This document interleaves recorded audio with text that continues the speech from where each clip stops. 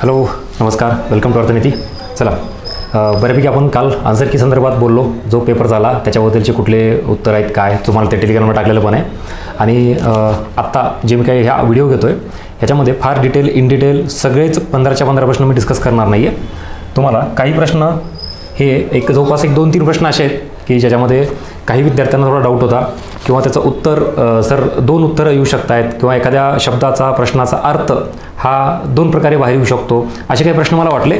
त्यामुळं याचा अर्थ असा नाही की हा प्रश्न डाऊटफुल आहे, हा कॅन्सल होऊ शकतो वगैरे, नथिंग, असं काहीच नाही. ते आपण नंतर बघू. तात्पुरतं आत्ता जस्ट तुमच्या समाधानासाठी मी त्याचा काही रेफरन्स आणलेला आहे. एखादा प्रश्न, एखादा ऑप्शन हा का बरोबर असतो, त्याला काही जस्टिफिकेशन आहे का, ह्या अँगलने आपण एक जस्ट इन्फॉर्मल डिस्कशन करतो आहे. ते पण हे सगळ्यांनाच कामात असेल असं काही नाही. आता काही जण असे तज्ज्ञ असतील की ज्यांना काही डाऊटच नाही आहे एकही प्रश्नाचा, तर त्यांनी नाही बघितलं तर चालेल. जे 1-2 प्रश्न मला वाटले, जे तुमचे इनपुट्स माझ्यापर्यंत आले, त्याच्यासाठी मी हे बनवतो आहे. त्यामुळे तुमच्या गरजेनुसार तुम्ही बघा आणि तुम्ही ठरवा काय ते. हां, सगळ्यात महत्त्वाचं, फर्स्ट ऑफ ऑल हा कंटेंट सुरू करण्याच्या अगोदर म्हणजे कालपासून आणि आजचा एक दिवस सगळा हा 2 दिवसापासूनचा व्हॉट्सअप आणि टेलिग्रामला पर्सनल एवढे मेसेज आहेत. So thank you so much for your feedback. तुमचे जे आत्तापर्यंतचे सगळ्या फीडबॅक प्रतिक्रिया ज्या बघितल्यात, लिटरली ओव्हरवेल्मिंग खूप. म्हणजे याचं एक सॅटिस्फॅक्शन मिळतं. आपण जी खूप मेहनत घेतलेली आहे, म्हणजे मला वाटतं महाराष्ट्रात फर्स्ट टाईम इकॉनॉमिक्सला एवढे मार्क्स तुम्हाला येत आहेत प्रीला, जो की प्रचंड अवघड विषय मानला जातो. त्यात आपण सर्वसमावेशक विकास ही कन्सेप्ट शिकतो बघा. तर ॲक्च्युली तो झाल्यासारखा फील आला का, कारण नवीन विद्यार्थ्यांच्या पण प्रतिक्रिया आहेत. जुन्यांचं ठीक आहे, जुने आहेत मान्य, त्यांनी त्यांचे हे केलेले आहेत. इव्हन जुने नवीन असे 2ही विद्यार्थी झाले, त्यालाच आम्ही सर्वसमावेशक विकास म्हणतो. ठीक आहे. So thank you so much for your feedback. सगळ्यांच्या लक्षात आले. दुसरा महत्त्वाचा पॉईंट आहे की आपण जे मी म्हणलो ना की दुसरा एक महत्त्वाचा प्रश्न की इकॉनॉमिक संदर्भात पुन्हा महाराष्ट्रात एवढे मार्क येण्याचं कारण काय, की त्याचं जे सेग्रिगेशन केलेलं मी, कन्सेप्ट, फॅक्ट्स, करंट, बजेट, योजना, पॉलिटी अँगल, लोकसंख्या, म्हणजे एवढी सगळी जी फोड केलेली आहे इकॉनॉमिक्सची, या अँगलनीही प्रश्न येत आहेत. म्हणजे आपला नुसता कंटेंट रिफ्लेक्ट नाही झाला, तर त्यासोबत क्वेश्चन पॅटर्नसुद्धा बराच पाहायला मिळतो कॉमन. आता काही निवडक प्रतिक्रिया मी नंतर वाटलं तुम्हाला सांगेल, आपण ज्यावर डिटेल व्हिडिओ बनवू. फक्त सुरुवातीला हे सांगायचं वाटलं की प्रत्येक ह्याला मी रिप्लाय नाही देऊ शकत, पण मी ऑलरेडी सगळ्यांची बघितलेले आहेत. So commonly thank you so much for that. चला पुढे जाऊ आपण. हे सगळं इथं का मांडलं जातं की अर्थनीती आपल्याला अर्थशास्त्रासंदर्भातील एकेका शब्दावर कीवर्ड्सवर काम करणारी संस्था म्हणून म्हणतोय. तर तेच इथं कीवर्ड्स तुम्हाला दाखवतो की कशात आपण थोडाफार विचार केला पाहिजे. हे नाफेडचा प्रश्न की क्लिअर कट, याचं उत्तर डाऊट नाही. मी परत सांगतोय की हे डाऊटफुल वगैरे नथिंग, पण तुम्ही आपले अर्थनीतीचे स्टुडंट आहेत म्हटल्यानंतर हे काही ऑप्शन्स वेगळे विचारपूर्वक घेतले पाहिजे तुम्ही. जसं की हा पर्याय फिक्स आहे सगळ्यांचा, कृषी मालाचे सहकारी तत्व विपणन करण्यास प्रोत्साहन देणे, नो इश्यू. पण मी जसं सांगितलं की ब्रॉडली इथं फक्त कर्ज वाटप करणे दिलेलं आहे.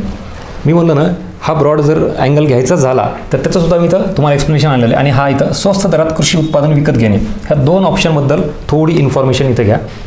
ऑफिशियल वेबसाईट आहे नाफेडची आणि त्याच्यामध्ये एकूण त्याचे काही ऑब्जेक्टिव्ज आहेत. त्याचा हा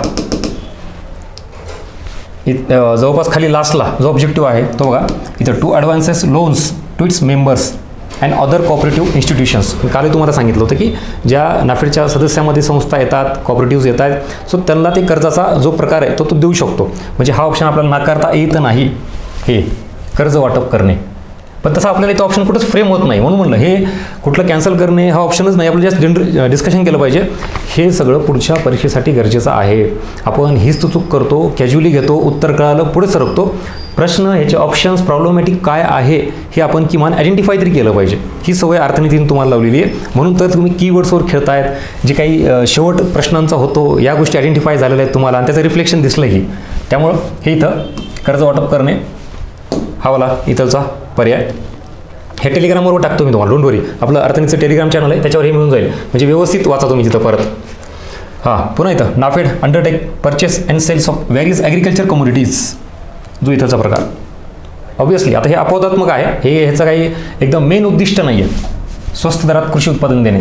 मग इथं आपलं काय विचारलं आहे, मुख्य उद्दिष्ट. त्यामुळे ऑब्वियसली युअर ऑप्शन इज क, म्हणजे 3.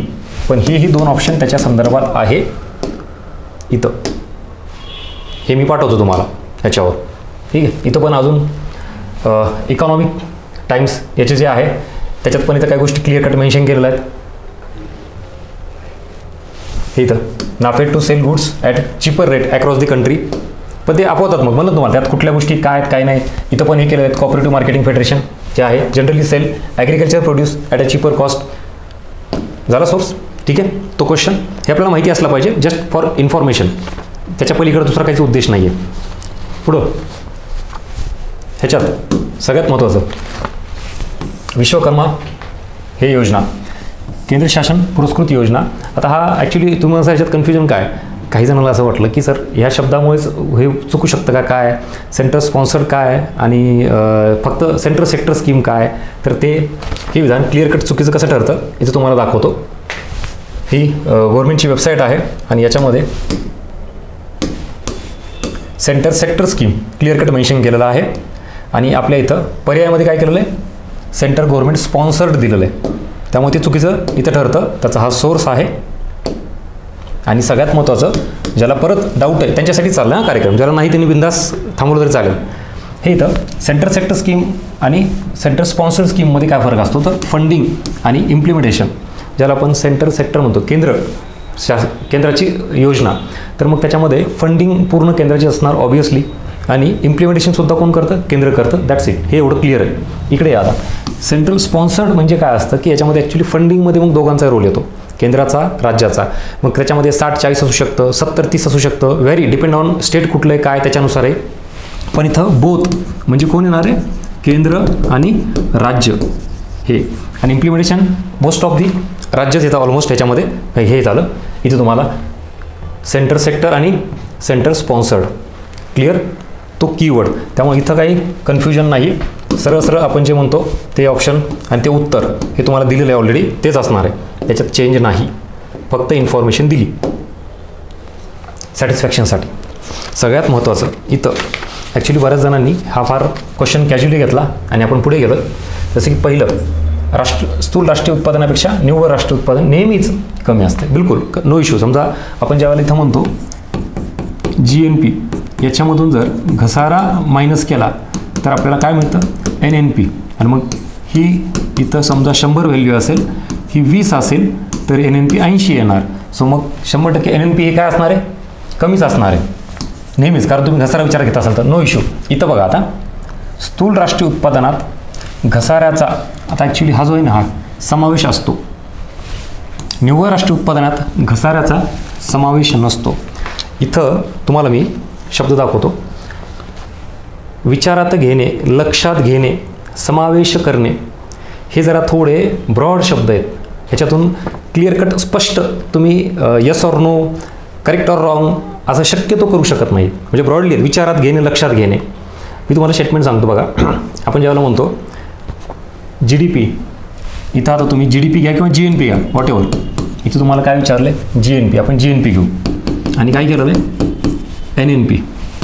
बघा जनरली ग्रॉस ही जी संकल्पना आहे ह्याच्यामध्ये घसारा हा इन्क्लूड असतो पण विचारात घेतला जात नाही. म्हणजे आपण हे मोजताना कुठेही घसारा प्लस किंवा मायनस असा काही विचारात घेतो का, अजिबात नाही. जस्ट जनरल जे चाललं आहे, प्रोडक्शन झालं आहे ते आपण घेतो. इथं मात्र NNPमध्ये बघा, आता वाक्य नीट बघा, घसारा विचारात घेतला जातो. Statement is correct. कशामध्ये, NNPमध्ये. नेट मला निव्वळ जर काढायचं असेल तर डेफिनेटली मला घसारा हा घटक विचारात घ्यावा लागेल. हे स्टेटमेंट बरोबर आहे. पण नुसतं विचारात घेऊन चालणार नाही. आता एक पुढे स्पेसिफिक मेन्शन काय करावं लागेल मला, नुसतं घसारा विचारात घेऊन चालणार नाही. मग घसारा विचारात घेतला म्हणजे काय, ॲड करायचा का त्याच्यामध्ये, प्लस करायचा का, तर मग काय असतो, वजा करायचा, मायनस करायचा. हा शब्द महत्त्वाचा आहे. आणि म्हणून इथं हे समावेश ठीक आहे, पण इथं निव्वळ राष्ट्रीय उत्पादनात घसाऱ्याचा समावेश नसतो. मग आता घसाऱ्याचा समावेश नसतो म्हणजे तिथं स्पेसिफिकली हा शब्द बघा, वजा करणे, बेरीज करणे किंवा मिळवणे, याच्यातून नेमकं काय घ्यायचं आहे. मग समावेश नसते म्हणजे वजा करणे, हा त्याचा अर्थ जर असेल निव्वळ राष्ट्रीय उत्पादनात घसाऱ्याचा समावेश नसतो तर मग ठीक आहे. आणि जनरली हे आत्ता आपण ज्या वेळेला पहिल्यांदा हे वाचतो तेव्हा जी ट्रिक होतं ते सगळ्यांनी हे बरोबर दिलं आहे आणि हे बरोबरच आहे, तेव्हा ते सांगतोय, पण याचा अर्थ वेगळा निघू शकतो. म्हणून तुम्हाला ते एक्झाम्पलसहित पुढे दाखवतो. जस्ट इथे या, हे ministry of statistic and programme implementation. आता तेच मी जे सांगतो ते आत्ता कळलं. म्हणजे बऱ्याच जणांच्या डोक्यावरून जात असेल की सर मी काय म्हणतोय आणि हे असं कशामुळे आपण हे बाहेर काढतो, त्याच्यावर का चर्चा करतोय, कन्फ्युजन नसेल तर. म्हणून हे नॉर्मलसाठी नाही आहे. जरा थोडं तुम्हाला कळत असेल, जुने विद्यार्थी असाल तर आपल्याला हे इकॉनॉमिक्सच्या प्रत्येक प्रश्नांचं मायक्रो ॲनालिसिस कीवर्ड्सचं शब्दाचं हे करणं पहिल्यापासून आपण करत असतो, जेणेकरून की पुढच्या अभ्यासात तुम्हाला त्याच्यात इनपुट्स मिळतील आणि त्या एका तासाच्या प्रेशरमध्ये या गोष्टी लवकरात लवकर डिकोड करता आल्या पाहिजेत. म्हणजे हे इथं आता मला बोलणं फार सोपं आहे, पेपरमध्ये एवढं होणं शक्य नाही. या शब्दाचा नेमका अर्थ काय घ्यायचा, मग कन्क्लुजन असंच आहे की पेपरमध्ये लोड पण नाही घ्यायचा. आपल्याला माहिती असू द्यात की आयोग असेही प्रश्न विचारतो की ज्याचे अर्थ मात्र ब्रॉडली निघतात. इथं बघा GDP, आता तिथं इथं ग्रॉस शब्द, GDP घ्या किंवा GNP घ्या, चला वॉट एव्हर. ग्रॉस हा शब्द आहे.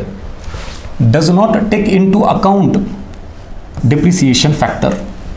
या शब्दाचा अर्थ काय घ्यायचा आता, हे इथं असा आहे. ठीक आहे, सरळ सरळ की ग्रॉस ज्या वेळेला येतं मग ते ग्रॉस डोमेस्टिक असेल, ग्रॉस नॅशनल असेल, whatever, it does not take into account the depreciation factor. आता हे विचारात न घेणेच झालं ना, म्हणजे त्याचा समावेश न होणे किंवा विचारात न घेणे. मग याचा अर्थ काय घ्यायचा. आणि इथं क्लिअर कट खाली काय म्हणलं बघा, या सगळ्या गोष्टी वाचून जर तुम्ही इथपर्यंत आलात तर सबस्ट्रॅक्टिंग डिप्रिसिएशन कॉस्ट हा क्लिअर कट इथं शब्द वापरलेला आहे त्यांनी. मग अशा पद्धतीनं सांगायचा एवढाच मुद्दा आहे. ज्या वेळेला आपण पेपरमध्ये असतो, पहिल्या विधानाचा विषय नाही, पण हे जर असं ब्रॉडली काय आलं तर विचार करताना एक फक्त कॉल घ्यायचा की याच्यातून नेमकं काय घ्यायचं आहे. निव्वळ राष्ट्रीय उत्पादनात घसाऱ्याचा समावेश नसतो. ॲक्च्युली निव्वळ नेट हा शब्द आला की आपण घसारा विचारात घेतोच, पण विचारात घेऊन ते मायनस करतो. त्यामुळे इथं अधिक करणे, वजा करणे, मिळवणे हे शब्द खूप जास्त तुम्हाला प्रॉपर उत्तर देऊ शकले असते. एवढाच ह्याचा विषय आहे, बाकी काही नाही. म्हणजे चूक की बरोबर क्लिअर कट ठरवण्यासाठी वजा, अधिक करणे, मिळवणे म्हणजेच plus minus it's a compulsory keywords.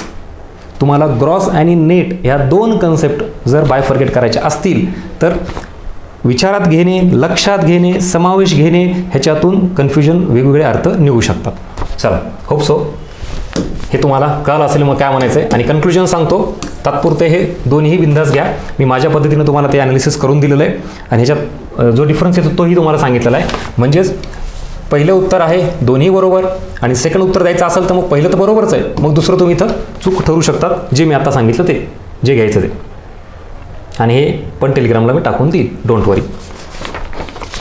Yes, पुढं हा एक प्रश्न. आता हा पण कन्फ्युजन नाही, नथिंग, काहीच नाही. त्यामुळे काय प्रॉब्लेम काय, मी ते सांगतो. प्रॉब्लेम नाही, आपण जनरल डिस्कस करतोय की मला असे काही प्रश्न वाटले की जे क्लिअर कट उत्तर येत नाहीत. बरोबर, बाकीच्या प्रश्नांबद्दल असं आहे की हेच आहे सर, काही विषय नाही, पण ह्याच्यातून जर थोडा नीट विचार केला तर हे सगळं बाहेर निघतं.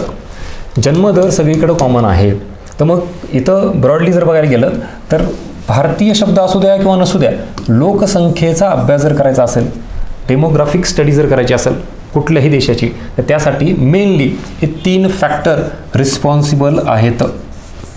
हा प्रश्न पण का सांगितला की आपण बाकीचे ऑप्शन्स इलिमिनेट का करतोय, त्याला तुम्हाला हा बेस देतोय. इथं वेगवेगळे वेबसाईट्स आहेत, त्या वेबसाईटमध्ये क्लिअर कट हे शब्द आहेत. 3 variables, mortality, fertility, migration. Mortality म्हणजे ज्याला आपण मृत्यूदर म्हणतो, फर्टिलिटी जन्मदराशी संबंधित आहे, मायग्रेशन. इकडं परत या वर्ल्ड बँक रिपोर्टच्या संदर्भात तुम्ही बघितलात तर इथंही the 3 fundamental factors driving changing population size, age structure, mortality, fertility and migration. NCERT सगळ्यात बेस्ट. चला, बाकी सोडून द्या, आपल्याला काही जास्त दुसरीकडे जायची गरज नाही आहे. चेंजिंग द पॉप्युलेशन साईज आणि इथं वाक्य बघा, pattern of birth, death and migration. परत हे 3 कीवर्ड्स. बाकी अजून पण आहेत, जसं इथं डेथ रेट, मायग्रेशन वगैरे दिलेलं आहे सगळं. झालं. आता सगळ्यात अजून ॲक्च्युली मला वाटतं ह्याची जास्त डिमांड आहे की सर ह्याचं काय उत्तर द्यायचं आहे, तेच विथ जस्टिफिकेशन सांगतो तुम्हाला. आयोगाने प्रश्नात काय केलं आहे, विजय केळकर समितीचा अहवाल हा टिंबटिंबशी सहमत आहे. आता मी इतरही काही नावं तुम्हाला मागे लेक्चरमध्ये कशामध्ये घेतले असतील की कुठलीही एक व्यक्ती, एक समिती एकाच कामासाठी आहे असं अजिबात नाही. एकाच व्यक्तीनं बऱ्यापैकी 3-3, 4-4 सेक्टरमध्ये काम केलेलं आहे. जसं की गव्हर्नमेंटनी ज्या गरजेची गोष्ट वाटली त्याच्या संबंधित ते अपॉइंट केलेली आहे समिती. इथं विजय केळकर बाबतीत सांगतो तुम्हाला, एक तर सगळ्यात मेजर पॉईंट हा आहे, इथं कुठलंही वर्ष दिलेलं नाही आहे. बरं, वर्ष नाही तर नाही, हे 2 ऑप्शन ठीक आहे, ह्यांच्या बाबतीत लागू होत नाही, आपण कट करू. पण इकडं प्रॉब्लेम येतो ह्या दोघांबाबत. तर विजय केळकर 2002 सालची जी समिती आहे ती ॲक्च्युली प्रत्यक्ष अप्रत्यक्ष अशी दोन्ही करविषयक समिती आहे. ती 2002 साली वर्ष दिलं नाही त्याच्यामुळं, आणि प्रत्यक्ष अप्रत्यक्ष आहे तर दोन्ही दिलं नाही तर अप्रत्यक्ष आहे, पण हे नाकारता येत नाही, त्यामुळे हे पार्शियली का असणं, it is a correct second statement. हां, इथं जर शब्द केवळ फक्त असलं असतं तर प्रॉब्लेमॅटिक झालं असतं, पण तसं काही दिलं नाही, त्यामुळं हे आपण ऑप्शन बरोबर ठेवूयात. विजय केळकर यांच्या अध्यक्षतेखाली FRBM कार्यगट पण आहे 2003, 2012. FRBM fiscal responsibility budget management act. Fiscal responsibility, मग सरकारचं एकूण उत्पन्न, खर्चामध्ये कर्ज, वित्तीय शिस्त, तूट, हे जे सगळं प्रकार आहे ना, तर मग हे सरकारच्या धोरणासंदर्भात येते. वित्तीय शिस्त फिस्कल डिसिप्लिन संदर्भात येतं ब्रॉडली. PPP मॉडेल संदर्भात पण आहे विजय केळकर समिती. त्याच्यानंतर RRB ज्या स्थापन झालेल्या आहेत, मग त्याची संख्या कमी जास्त करणे, त्याचा आढावा घेणे वगैरे जे काय असेल त्या संदर्भात पण ही समिती आहे. मग आता RRB म्हणजे बँका आल्या, बँका संदर्भात म्हणजे मग वित्तीय क्षेत्र आलं ब्रॉडली. तसं म्हटलं नाही, ते शब्द बघा ना, वित्तीय क्षेत्रातील सुधारणा. सो याच्यामध्ये मग इव्हन तो FRBM वाला पण येतो, तो पण वित्तच्याच अँगलनं. बँकिंग तर क्लिअर कट आपण वित्तच म्हणतो. हे असे इतरही काही तुम्ही पॅरामीटर जर घेतलात तर हा वित्तीय क्षेत्रातील सुधारणा, दिस इज ऑल्सो करेक्ट ऑप्शन. मग आता आयोग काय ठरवतो, आयोगाचा एरिया काय आहे अँगल विचारात घेण्याचा, त्याच्यानुसार ह्या गोष्टी दोन्हीमध्ये येतील. हां, जर कोणी इकडं 1 आणि 3 दिलं तर बाबा तो कुठंच बसत नाही कुठल्याच कॅटेगरीमध्ये. ह्या दोघांमध्ये आता बघू आपण आयोगाची जी आन्सर की येईल त्याच्यानुसार काय असेल ते. हां, एक आधीचा तुम्हाला हे दाखवला मी, हे सहज डेमो म्हणून, म्हणजे ह्या प्रश्नांचा लोड नाही घ्यायचं. पण माझं असं म्हणणं आहे की जर आपण अर्थनीतीमध्ये जॉईन असाल, अर्थनीतीला फॉलो करत असाल, तर ही जी आहे ही मानसिकता ही वाढली पाहिजे, विचार केला पाहिजे. पेपर झाल्यानंतर ब्रॉडली स्कोर काढला आणि सोडून दिलं, चर्चा झाली पाहिजे, त्याच्यावर विश्लेषण झालं पाहिजे. ज्याला आपण ब्रेन स्टॉर्मिंग हे नाव दिलं तुम्ही टेस्टला, तसं त्याचा हा हेतू तोच आहे, दुसरा काहीच नाही आहे. त्यामुळे ज्याला असं वाटलं की सर काहीच प्रॉब्लेम नाही, तू शांत बस बाबा, पण ज्याला असं वाटतं की मला पुढची परीक्षा द्यायची आहे, प्री असेल मेन्स असेल, हे डायरेक्शन घे, प्रश्नांची डेप्थ बघ, त्या वाक्याचा अर्थ, शब्दाचा अर्थ काय काय असू शकतो, म्हणजे इथून पुढे घेताना मग आपण तसा अर्थ घेऊयात जे काय असेल ते इथं. आणि इथं जेव्हा आता हे बघा, हेच वाक्य तुम्हाला सांगतो, जेव्हा लोक सरकारी कर्जाची सदस्यता घेतात तेव्हा उपभोगण्याची प्रवृत्ती रोखली जाते. आता सरकारी कर्जाची सदस्यता घेतात म्हणजे सरकारी कर्जाची सदस्यता घेणं म्हणजे असा डायरेक्टली पटकन अर्थ निघू शकत नाही की सरकारकडून कर्ज घ्यायचं आहे की सरकारला कर्ज द्यायचं आहे. सो ऑब्व्हियसली सरकार कर्ज देतो किंवा मग ज्याला आपण कर्ज उभारणी म्हणतो तोही सरकार करतोच ना, दोन्ही बाजू इथे येतात. कळालं का आता मी काय म्हणलं ते? मागच्या प्रश्नाला जे मी खेळलो इतके वेळ तो इथं झाला का रिलेट? अरे मग हा प्रश्न आधी येऊन गेलेला आहे, हे इथं कुठल्या परीक्षेला आहे, हे इथं 23ला घ्या. हे तुमच्या समोर आणतो का बाबांनो, ही डायरेक्शन मिळते ना वाचताना, जसं की आता विजय केळकरचे. मग तुम्ही केळकर वाचताना क्लिअर करतात अरे कशाची, म्हणजे जी मी आता लिस्ट वाचून दाखवली, अलर्टनेस वाढला का नाही, हा अर्थनीती पॅटर्न आहे. तुम्ही जे ट्रस्ट दिला ना, दाखवला ना, जे आत्ता भरमसाठ असा फीडबॅकचा पाऊस पडतो ना सगळा, तर त्याचं कारण हे आहे की ज्या मनातून उत्स्फूर्त प्रतिक्रिया आल्यात ना, म्हणजे लिटरली एक प्रतिक्रिया तुमच्या ज्या शॉर्टच असतील पण ते असं आहे की म्हणजे त्या फिलिंग तुमच्या स्पॉन्टेनियसली बाहेर पडलेल्या आहेत की सर हे तुम्ही काय केलं. म्हणजे पेपरमध्ये बऱ्यापैकी गोष्टी रिकॉल व्हायला लागल्या. तुमचे काही जणांचे स्टेटमेंट क्लिअर आहेत की सर तुम्ही आठवलात पेपरमध्ये, किंवा आपण अर्थनीतीचाच पेपर देतोय का वगैरे, अशा सगळ्या ह्या गोष्टी आहेत का ह्या लेवलला मी काम करतोय. हां ऑब्व्हियसली तुम्ही तुमची मेहनत आहे, मी ते क्रेडिट मला घेतच नाही आहे, पण सांगतोय हा प्रकार की प्रत्येक गोष्ट ऐका बघा, अजूनही वेळ गेलेली नाही आहे. हीच गोष्ट आधीही ओढू सांगत होतो, ज्यांनी फॉलो केली त्यांना रिफ्लेक्शन दिसलं, आणि आता तुम्हाला परत ते वाटत असेल ही गोष्ट आपल्या कामाची नाही ती नाही, तर परत तेच परिणाम भोगा आणि 4-5 वर्ष इथंच राहा. अजूनही वेळ गेलेली नाही आहे. येणाऱ्या मेन्ससाठी असू द्यात किंवा येणाऱ्या पुढच्या प्रीसाठी असू द्यात, मी जे सांगतोय त्याच्यामागे प्रचंड काहीतरी बेस असतो जो आत्ता रिफ्लेक्ट झाला. नॉट अ जोक, इकॉनॉमीसारख्या विषयात 13-13, 14-14 मार्क घेतलेत, आणि जर खरंच खूप व्यवस्थित अभ्यास केला त्याला 15 आलेले आहेत काही असे, विश्वास बसणार नाहीत. ज्याला हसायचं आहे, ज्याला असं खोटं वाटायचं त्याला वाटू द्यात, पण हे शक्य करून दाखवलं आहे. ही क्रांती इकॉनॉमिक्समध्ये मार्क घेण्याची एवढी फर्स्ट टाईम घडलेली आहे, नॉट अ जोक. ह्याचा अर्थ पेपर सोपा होता सर असे काही म्हणणारे असतील, अरे पेपर सोपा होता तर मग मार्क पण काढा ना, एवढे येतात का? आपला अभ्यास त्या लेवलला गेला आहे, आयोगाला अपेक्षित असलेले कीवर्ड्स वगैरे कितीतरी मी तुम्हाला सांगेल तसं. त्यामुळे हे फार एक मोठ्या लेवलला आपण नेक्स्ट लेवलला नेऊन ठेवलं इकॉनॉमिक्सला. ह्याचा फायदा घ्या, आणि ह्याच गोष्टीतून हे जे मला असं वाटतं काहीतरी तुम्हाला सांगितलं पाहिजे, तर त्याचा मागे बेस असतो ते सांगण्याचा. तो हा आधी ऑलरेडी प्रश्न आलेला असा. सो अशा पद्धतीनं हे तुम्हाला माहिती असले पाहिजे. आता ह्याचं उत्तर काय, तर हे ऑब्व्हियसली हे इथं कन्सेप्ट क्लिअर पाहिजे, हे चुकीचं आहे, आणि हे उत्तर सरकारने आयोगाने बरोबर दिलेलं आहे. सरकारची सदस्यता घेतात म्हणजे उपभोगण्याची प्रवृत्ती रोखली जाते, म्हणजे सरळ सरळ लोक सरकारला कर्ज देतात. आणि मग लोकांकडील पैसा कमी होतो, तर मग ऑब्व्हियसली हे जे उपभोग होणारा जो खर्च आहे तो कमी होतो. माझ्याकडे पैसे नसले तर मग मी जास्त खर्च करणार नाही. ठीक आहे. आणि हेच इकडं ह्याच्याबाबत सांगत होतो तुम्हाला मी, या प्रश्नाबाबत. हा वाला प्रश्न इकडं, हे कीवर्ड्स ह्याच्यावर लक्ष ठेवायचे. Yes, so this is all about. काही 3-4 प्रश्न होते. बाकी आपला पॅटर्न कसा होता, डेप्थ कशी होती, इतरही प्रश्न आपल्याला डिस्कस करायचे, तो सेपरेट व्हिडिओ येणार आहे. सो टचमध्ये राहा, फॉलो करा. हा सुद्धा कंटेंट व्हिडिओ आवडला असेल तर लाईक करा, तुमची फीडबॅक आवर्जून मेन्शन करा. काय होतं याच्यातून मला जो मेसेज द्यायचा आहे तो तुमच्यापर्यंत पोहोचला आहे का, याचा अर्थ हे प्रश्न डाऊटफुल आहेत वगैरे काही नाही. आन्सर की आल्यानंतर परत आपण वाटलं तर बोलू, डिस्कस करत राहू, बोलत राहू. हे अनलॉक होत जाईल एक एक ऑप्शन. ह्याच्यामध्ये तुम्हाला बघायची सवय लागती. सर खरंच ह्या अँगलने आम्ही बघितलंच नव्हतं, मग आम्हाला असं वरवरच ब्रॉडलीच बघायला कळतं किंवा काय जे काय असेल ते. जसंही काही चेंजेस होईल, आयोगाने फर्स्ट आन्सर की टाकली त्याच्यानुसार परत उत्तर जरी असेल तर नो इश्यू. आणि म्हणून मला वाटतं 2 प्रश्नांची फक्त उत्तर तुम्हाला मी 2 दिलेली आहेत. बाकी 15पैकी सगळ्या प्रश्नांची उत्तर एकच दिली की हे म्हणजे हेच उत्तर आहे.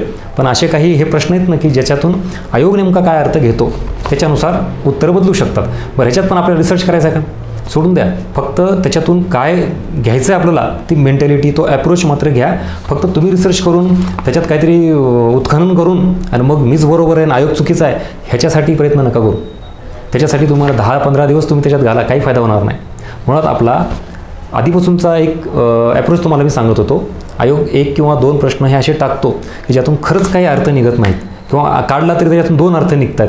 मग ते असणारच नाही. त्याचं प्रमाण किती आहे बघा. म्हणजे 15पैकी हे 1 किंवा 2 प्रश्न असे जर सोडले तर बाकी विषयच नाही काही. ॲक्च्युली आत्ता आपण जे डिस्कस केलेले आहेत त्याच्यामध्ये 2च असे होते की थोडे अर्थ वेगळे निघू शकतील, बाकीचे तर तेही नव्हतं. फक्त मी तुम्हाला ते इन्फॉर्मेशन म्हणून सांगितलेली. क्लिअर. चला, सो नक्की लाईक करा, फीडबॅक मेन्शन करा, शेअर करा जास्तीत जास्त. आणि पुढच्या अशाच अजून इन डिटेल लेक्चरसाठी तुम्ही तयार राहा. ते 15 प्रश्न मी तुम्हाला डिटेलमध्ये घेऊन येतो आहे.